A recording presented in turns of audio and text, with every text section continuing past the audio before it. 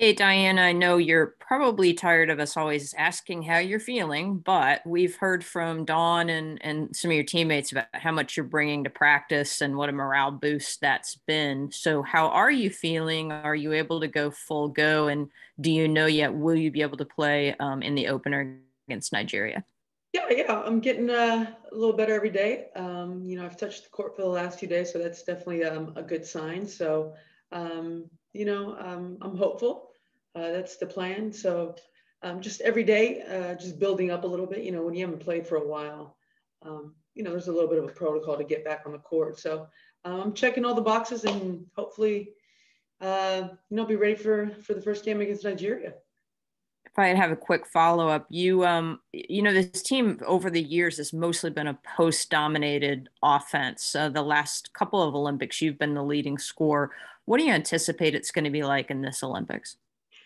Yeah, I think with Coach Ramo, it's a little bit more guard oriented offense. I think more of a space the floor and shoot the three.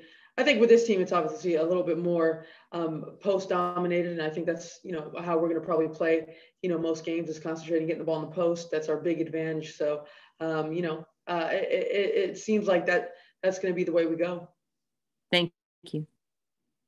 Sarah, you're up next, and Roger, you're on deck.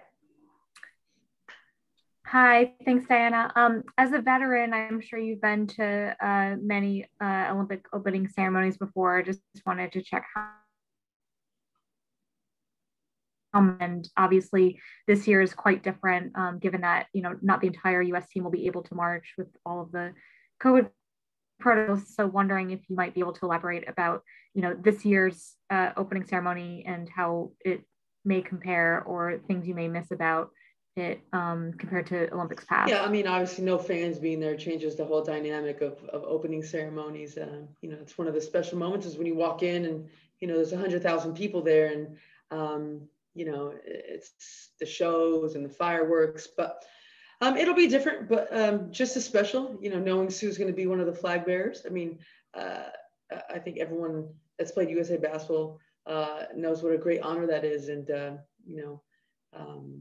for us, that's a pretty amazing, thing to experience. So, it'll be different, but I'm sure we'll have a great time. There's still going to be a lot of athletes attending. So we're looking forward to it. Next, we'll go to Roger Cleveland, and then Alexa, you're on deck. The coach did say that there was a noticeable difference with you coming back to practice, and so did a couple of the players. Is there something in particular you try to bring once you get on the court? Is it just a certain intensity, or are you pushing everybody? Why is there a different feel when you're out there? I don't know. I just really try to come, with a different type of energy and attitude.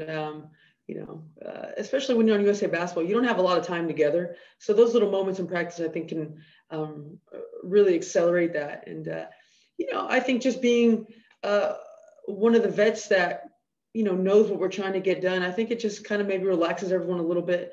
I come in full go every time. So I think it gives everyone a sense of relief, I think. Thank you. Alexa, and then Tyler Bronski, you're on deck. Hi, Diana. This is kind of a big picture question, but obviously when people talk about the U.S. Olympic team's success over the last 25 years, it's easy to look at the talent disparity. But from your experience playing on the national team for so long, what do you think makes USA basketball, separate by, so much the level of success you all have been able to achieve over the last 25 years? Yeah, I don't think you can deny the level of talent that we have. I mean, obviously, it's a country that loves basketball. We play it from a very early age, and we have tremendous opportunities to keep playing and keep developing. And that's a testament to USA basketball in a lot of ways. But with talent, you still have to put it together. You still have to make people come in here and play selfless and make sure you put the team first. And I think kind of that culture that's been built, over decades of coming here and really putting yourself aside for the betterment of the team. I think that's one thing that is expected the minute you put on a USA jersey. And, it's not for everyone. it's not an easy transition. It takes you a little while to get used to that. We know every single player that puts a jersey on other teams are, the go-to player. They're probably the best player. But, when you get together with 12 other great players, it's all about how can I make the team better? What, 2 or 3 things that I do really well that I make sure I have to do at a very high level. And, I think, having some main staples has really helped, USA basketball just carry the tradition of, going out there and competing at the highest level. Thank you. Tyler Bronski, and then we'll go to Ava Wallace after that. Hey, Diana, you touched on Sue, serving as the opening ceremony flag bearer. I'm just curious what that moment was like for you personally to be able to announce that to her and kind of keep that a secret from her as well. Yeah, it was actually, I think it was more nerve-wracking not knowing. I think it was down to 2 or 3 people, and we were obviously all hoping, Sue was picked. So, when Carol finally came over and told me that I was going to announce it at the beginning of practice, I was a little nervous. I was like, that's a big deal. So, we were just all really happy for Sue.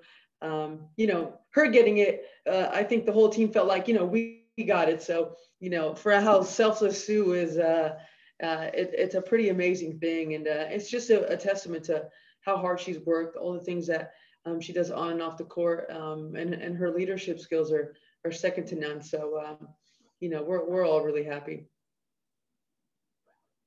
Ava Wallace. Hey, Diana. I, at least being here on the ground in Tokyo, we're now hearing obviously so many things about the restrictions and athletes not being able to be with their families and everything like that. And I wanted to ask you, as someone who's accomplished so much in the Olympics already, why did you want to come back this year when, we kind of knew what it was going to be like, how different, how challenging it would be? What was important to you about saying, yeah, I still want to go to Tokyo? Well, I mean, the minute 2016 ended, my next goal was to make, a 5th Olympics. And, it's taken 5 years to get here. And at one point last year, it seemed like it was never going to happen. There's a lot of, barriers that have had to been, kind of bypassed to get here. And, for one, we have to really thank the Japanese people and the country for, letting us be here. I know it's not a popular decision amongst them, but, as athletes, we're really thankful and grateful for being able to come here and compete. And, and we know it's, it's difficult, especially navigating the landscape of, the pandemic. It's not easy, and sometimes decisions are made that, can be questionable. So we really have to be grateful for, Japan and the people of this country for, letting us be here.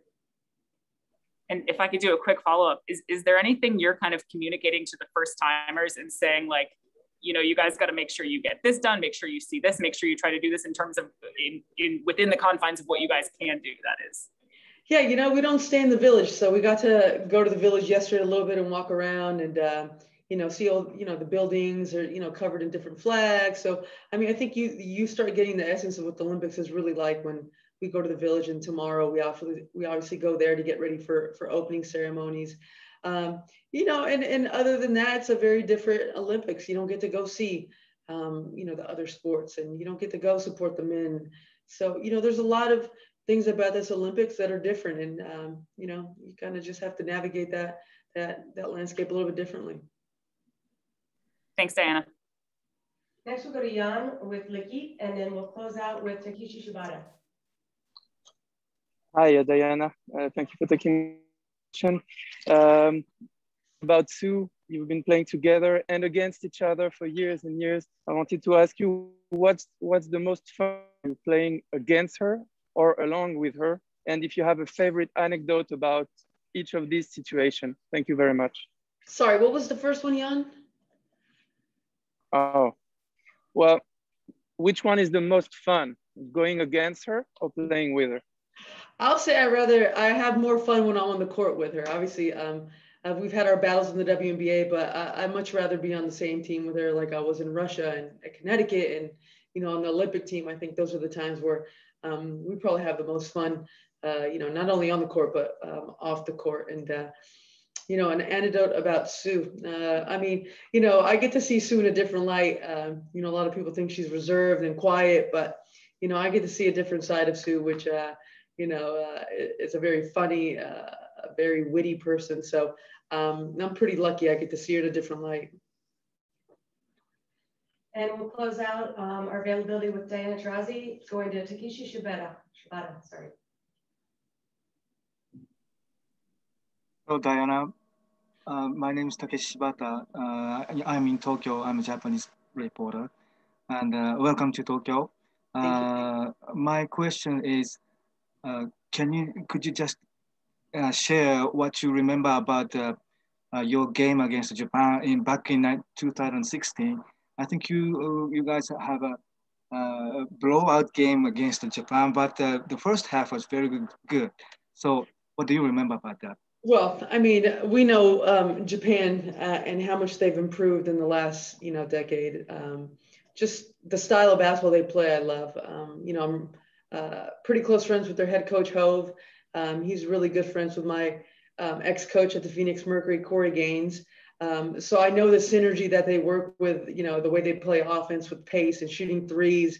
And like I said, that score in Rio doesn't deflect how hard that game was. I remember at halftime, we were like, you guys, we really got to make sure we lock down on defense.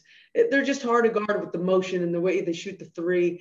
They put you in very difficult decisions on positions on defense. So I'm sure it'll be the same. I know Talk is out with an ACL, but they always seem to play that system, and they'll rearrange their roster to make sure they're dangerous. And I've been saying for a long time they've getting better every year, and this is their time to obviously play their best basketball. Okay, thank you so much. ありがとうございました. Enjoy your stay. Thank you. Thank you very much.